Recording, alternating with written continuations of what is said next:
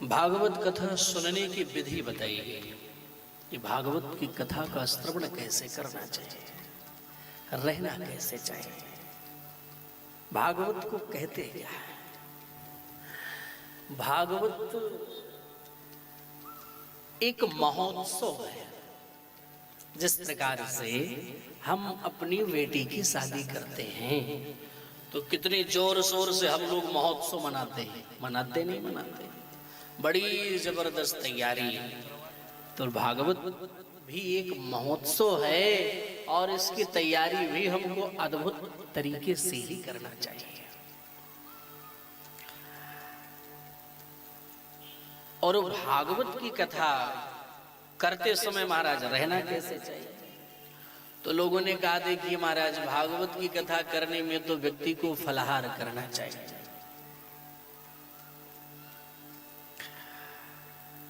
तो बोले महाराज हम तो शुगर के पेशेंट हैं, फलाहार कैसे करेंगे? फलाहार पे रहना तो मुश्किल हो जाएगा। तो महाराज एक टाइम आप फलाहार करो और एक टाइम आप आहार करो।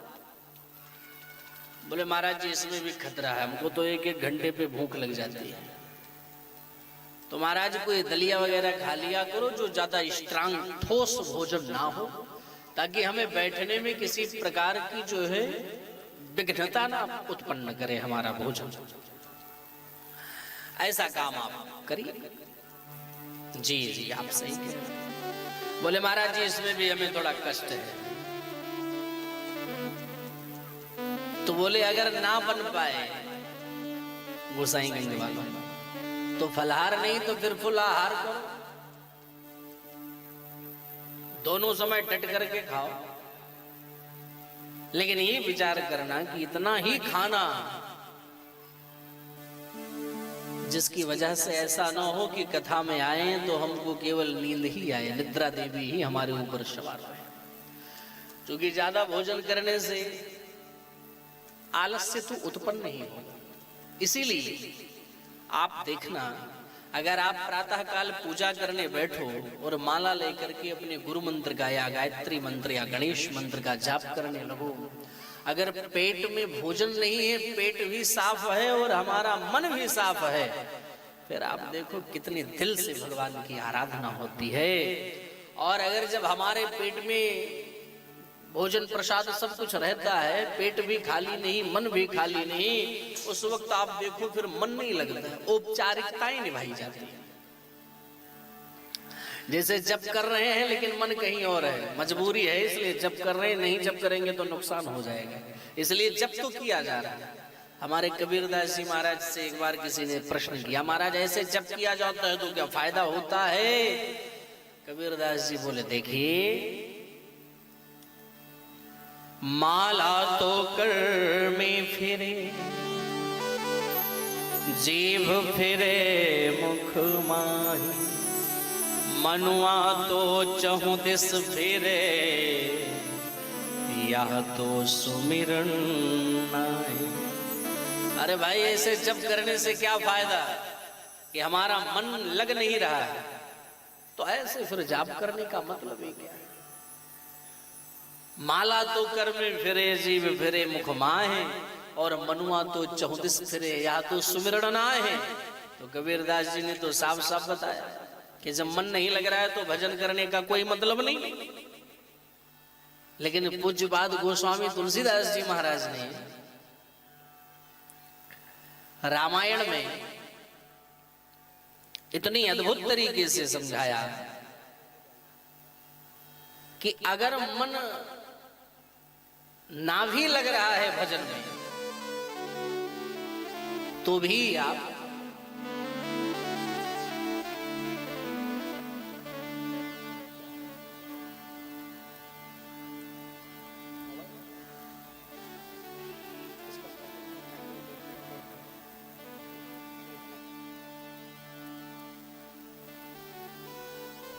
अगर भजन में मन ना भी लग रहा हो तो भी भजन किया जाए। बोले महाराज जो इसे भजन से क्या फायदा है, हमारा मन भी नहीं लग रहा है और आप कह रहे हो फिर भी भजन करो, तो ऐसे मन से मतलब क्या कोई फायदा निकलेगा? क्यों भाई गोसाईगंज वाले, अगर आप माला जाप कर रहे हैं तो अगर मन नहीं लग रहा है तो फिर ऐसे माला जाप करने से कोई फायदा है? अगर कोई फायदा हो महाराज तो हमको बताओ। तो संतों ने बताया, सबसे पहले इसका निराकरण हमारे पूज्यपाद गोस्वामी तुलसीदास जी महाराज ने किया कि देखो भाई, मैं जानता हूं कि जाप करने में मन नहीं लग रहा है, जाप करने में मन बिल्कुल नहीं लग रहा है, लेकिन बोल पड़े गोस्वामी, दम्भहु कलिनाम कुंभज सोच सागर सो। बोल पड़े कि देखो, दम्भहु कलिनाम कुंभज सोच सागर सोच, यानी इस कलिकाल में दम्भ माने होता है दिखावा, दम्भ माने दिखावा। अगर इस कलिकाल में दिखावे के लिए भी राम नाम का जप किया जाए या दिखाने के लिए कृष्ण नाम का जप किया जाए तो वह भी कलिकाल में अगस्त बनकर हमारे जीवन के शोक रूपी समुद्र को सुखा डालेगा। मन भले नहीं लग रहा है गोसाईगंज वालों, लेकिन ये इसलिए जाप करो कि पड़ोसी देखे कि पूजा करते हैं लोग, यानी दिखावा। दम्भ माने दिखावा, यानी दिखाने के लिए। बहुत सारे काम दिखाने के लिए होते नहीं होते। हाँ, अच्छे अच्छे कपड़े पहन लो भैया, काहे लिए इतने महंगे? अरे कोई देखेगा तो इतनी सारी फैसिलिटी लोग यूज करते हैं, काहे लिए? दिखाने के लिए। मकान बड़ा सुंदर बनाया महाराज, बोले इसमें कितना लग गया? 12 करोड़ रुपए खर्चा किए महाराज। लेकिन हमारे जिस तरीके से मैं चाहता था उस तरीके से बना नहीं। जैसे अभी आपके मकान में कोई गया, वो प्रशंसा नहीं किया, हाँ ठीक है, तो व्यक्ति उस प्रशंसा को सुनने के लिए स्वयं कहने लगता है, भाई बन तो गया लेकिन पैसा भी बहुत लगा है, लेकिन जैसा हम चाहते थे वैसा नहीं है। तब वो बोलेगा, अरे क्या बात कर रहे हो सेठ जी, इसमें कई बात की कमी है क्या? इतना सुंदर आपने महल बनाया, आप कह रहे हो जैसा मैं, और कैसा मकान? ऐसा मकान तो मुख्यमंत्री जी का नहीं होगा जैसा आपका है। तो भाई उस प्रशंसा को सुन करके जब वो ऐसा बोलेगा, सोई हृदय हमारा गदगद हो जाएगा, वाह, इसका मतलब हमने बनाया। तो प्रशंसा हर व्यक्ति को अच्छी लगती है, यानी यही दिखावा है। दिखावा हर व्यक्ति को अच्छी लगती है। हमारा मन ना भी लगे, अगर दिखावे के लिए राम नाम मंत्र का जाप किया जाए, नहीं पूजा पाठ किया जाए, मंदिर जाया जाए, कथा में जाया जाए, कल्याण सुनिश्चित हो जाएगा। मेरे भाई बहन, कथा में आ रहे हो, मन नहीं लग रहा, भाई जा रहे हैं, मन नहीं लग रहा, फिर भी आकर के बैठ जाओ, नुकसान नहीं होगा, फायदा होगा, और फायदा होगा और जबरदस्त फायदा होगा। कहीं भी मन ना लगे, मंदिर में जाओ, पूजा में जाओ, देवालय में जाओ, कहीं भी जाओ, अगर मन न लगे फिर भी जाना चाहिए। दम्भहु कलिनाम कुंभज सोच सागर सोस। जैसे कहा गया कि महाराज कैसे भी राम नाम लिया जाए, वो हमारे जीवन को सुंदर से सुंदर बनाएगा ही। रामायण में गोस्वामी जी इसका भी बताया। लोग कहते हैं महाराज जी क्या करें, आज बड़ा आलस्य आ रहा है, मन भगवान का नाम पूजा करने का मन नहीं कर रहा है। आज मैं सोच रहा हूँ अपनी धर्मपत्नी से कह दूं, आज तू ये आरती कर ले, कल से मैं करूंगा, मैं बड़ा थकान में आ गया हूँ। ऐसा लोग प्रायः कहते हैं, हाँ या ना? लेकिन हमें ये नहीं करना चाहिए। हम पूजा के लिए पत्नी को अग्रसर नहीं करना चाहिए कि आज तू ही जाकर के कर ले, ए बेटा तू ही जाकर के कर ले। नहीं नहीं, आलस्य से करो, भाव से करो, कुभाव से करो, अनक से बिल्कुल मन ना लग रहा हो फिर भी जाकर के आप आरती करो। रामायण की वही बातें याद करो।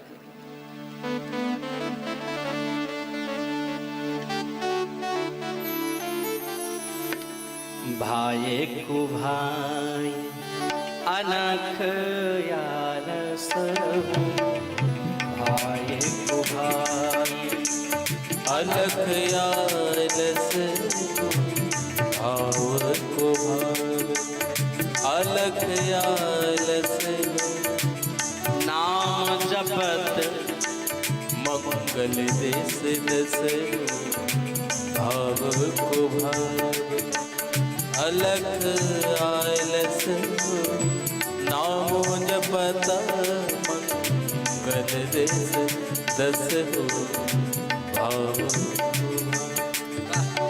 भाव कुभाव अलख आलस हो नाम जपत मंगल दिस दस हो भाव कुभाव अलख आलस हो नाम जपत मंगल दिस दस हो भाव कुभाव अलख आलस हो भाव अलख आलस हो नाम जपत मंगल दिस दस हो नाम जपत मंगल दिस दस हो। मन ना लगे फिर भी विश्वास करो और विश्वास करके हमें जप को करना ही चाहिए मेरे भाई बहन। ये मैं आप सबसे आग्रह करता हूँ।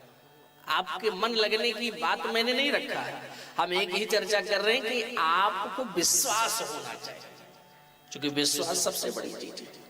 अगर विश्वास है तो कल्याण सुनिश्चित है मेरे भाई बहन। आप वही बात याद करो, क्योंकि रामायण में ये भी तो लिखा है मंत्रे जाप मम। भगवान क्या कह रहे हैं?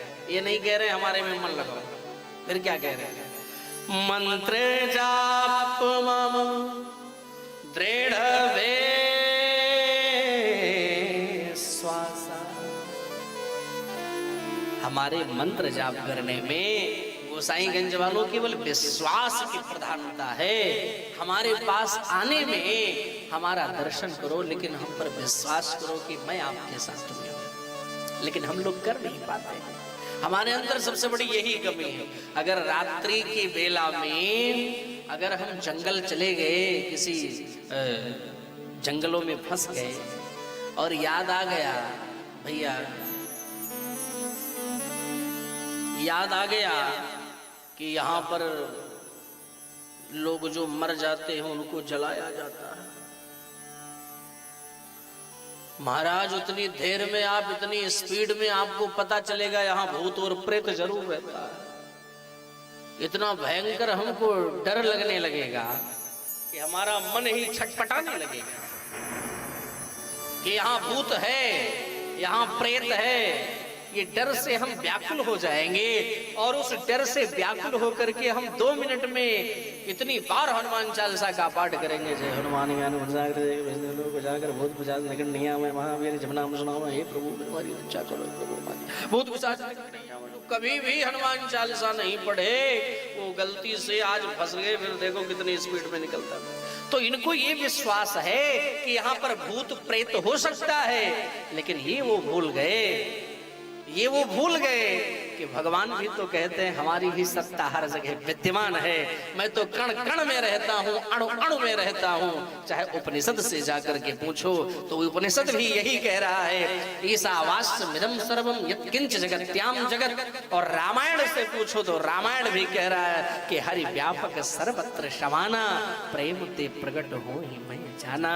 भगवान भी तो हर जगह, अगर वहां भूत है तो भगवान भी तो है कि नहीं? लेकिन भगवान भूल जाते हैं, भूत याद आ जाता है। राधे राधे बोलना पड़ेगा। लेकिन ऐसा नहीं होना चाहिए, हमें तो केवल विश्वास करो। अगर राम नाम पर आपको विश्वास है तो फिर आनंद ही आनंद है। लेकिन हम लोग विश्वास नहीं कर पाते। हमें एक घटना याद है, एक जौहरी, एक कुम्हार जानते नहीं जानते? अरे वही जिनके घर में ये सब जो मतलब भैंस वैंस ज्यादा रहती हैं, उनकी भैंस की मालिश, नहलाना धुलाना, चराना कुम्हार लोग। कुम्हार था तो उसके यहाँ 2-4 भैंस थी, पढ़ा लिखा नहीं था। अब वो पढ़ा लिखा नहीं था और भगवान की कृपा से एक दिन रास्ते में उसे हीरा मिल गया। क्या मिल गया? हीरा मिल गया। अच्छा, छोटा सा हीरा नहीं मिला, ये बड़ा हीरा। अरुण कुमार जी, इतना बड़ा हीरा मिला भैया। और वो हीरा तो चमकता है, बड़ा खुश हुआ कि मुझे तो हीरा मिल गया भाई। वो ये उसको ये ना पता चले ये हीरा है, वो खुश इस बात से हो रहा भाई वाह, पत्थर तो हमने बहुत देखे लेकिन इतना जगमगाता हुआ पत्थर ये पहली बार देख रहा। उसको वो पत्थर दिखाई पड़े, हीरा ना मालूम है कि ये हीरा है। बड़ा खुश हुआ और घर लेकर के आया। घर लेकर के आया, पूरे घर वालों ने देखा, अरे ये क्या, ये तो बड़ा चमकीला पत्थर आपको मिल गया पिताजी। अरे रास्ते में मिला, मुझे तो बहुत अच्छा लगा। हाँ अरे फिर ठीक है, हम ऐसा करते हैं ना कि अपनी भैंस के गले में इसको टांग देते हैं, ताकि हमारी भैंस जब भोजन वो भूसा वूसा खाएगी ना तो ये लटकता रहेगा और लाइट मारता रहेगा। हाँ ये सुंदर बात। अब वो लाया, भैंस के गले में अटका दिया। अब वो दूर से ही लाइट मार रहे। अच्छा एक दिन उसने क्या किया, उस पत्थर को भैंस के गले से निकाल करके और नहलाने लगा, तो उसी पत्थर से रगड़ रगड़ के भैंस को नहलाया कि हमारी भैंस भी ऐसे चमकने लगे। अब उसी समय भगवान की कृपा से दुबे जी, गौरी जी, एक जौहरी की नजर पड़ गई।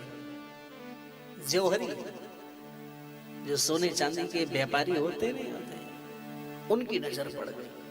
और हमें तो लगता है यहाँ तो बहुत सोने चांदी के व्यापारी लोग हैं। आज मैं वो जो भैया ड्राइवर साहब हमको लेके आ रहे थे, हमने पूछा भैया यहाँ पर तो बहुत सारी दुकानें इस चीज की हैं, शराफ शराफ शराफ शराफ। तो उन्होंने बताया कि महाराज यहाँ पर इसकी ज्यादा दुकानें। तो हमने कहा इतनी दुकानें हैं तो क्या इतने खरीदार भी आते हैं? तो बोले हाँ आते हैं महाराज जी, बराबर आते हैं।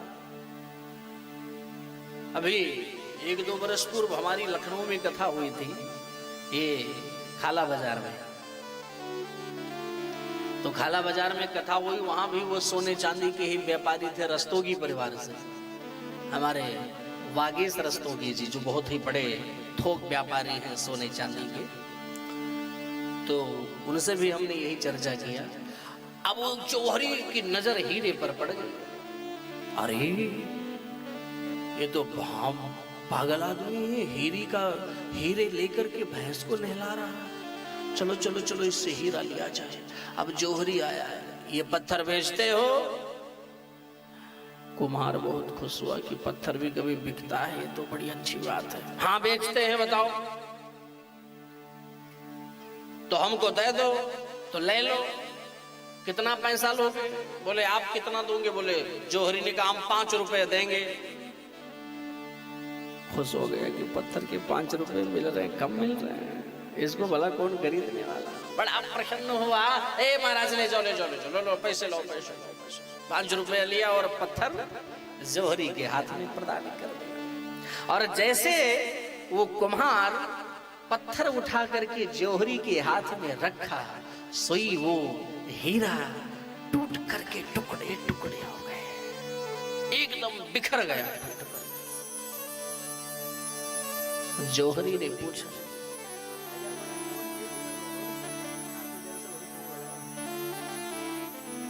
जौहरी ने पूछा बड़े भाव से कि हीरे भैया, अभी तक आप जब उस भैंस के गले में थे तब आप टूट करके टुकड़े टुकड़े नहीं हुए, और जब आपको हमने अपने हाथ में लिया तो आप टूट करके टुकड़े टुकड़े हो। हीरा ने जवाब बड़ा प्यारा दिया कि जौहरी, मैं बताऊं क्यों टूट गया? बोले हाँ, बोल पड़ा कि जब गर्दभ के कंठ थे रही न कवनम पीर,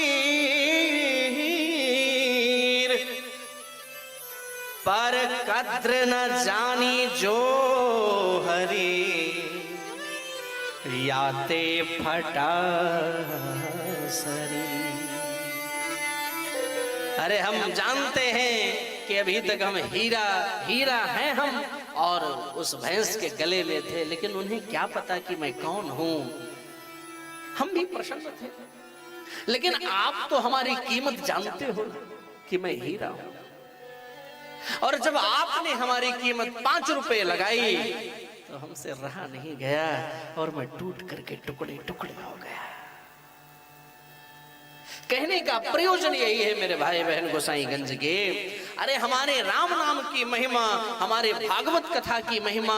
भागवत कथा क्या है, राम कथा क्या है, राम जी कौन है, श्याम जी कौन है, गीता क्या है, महाभारत क्या है, उपनिषद क्या है, वेद क्या है, शास्त्र क्या है, अगर ये हम कोई अदर लोग न जान पाए, जो दूसरे धर्म से बिलोंग करने वाले हैं, कहीं दूसरे देश में रहने वाले हैं, अगर वो ना जान पाए तो चलेगा, लेकिन हम तो सत्य सनातन धर्म के उपासक हैं। अगर हम भी इसकी मर्म को ना जान पाए, हम भी इसके विषय में ना जान पाए, अगर हम भी इसका सम्मान न कर पाए, तो फिर क्या होगा मेरे भाई बहन? फिर तो जिस प्रकार से हीरा टूट करके टुकड़े टुकड़े हो गए, ऐसे ही।